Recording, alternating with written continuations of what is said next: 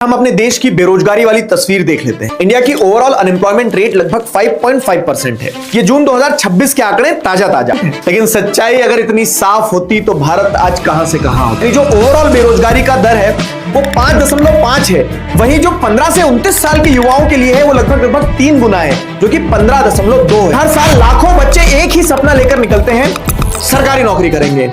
और यूपीएससी में हर साल लगभग 10 लाख लोग फॉर्म भरते हैं और सीट कितनी होती है? मात्र 1000 और उससे भी कम। और फिर क्या होता है? पेपर लीक हो जाते हैं, या फिर एग्जाम पोस्टपोन हो जाते हैं, या वैकेंसी ही कम कर दी जाती है, या फिर कोर्ट केस लग जाते हैं और रिजल्ट 2-2, 4-4 साल तक अटक जाते हैं।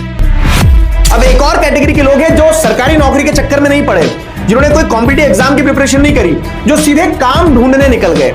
आज उन जॉब्स पर भी कैची चल रही है। और ये मैं हवा में नहीं कह रहा हूं, अगर आप डेटा देखोगे तो इंडिया की 5 आईटी कंपनीज के headcount for the financial year 2026 बढ़े नहीं घटे हैं।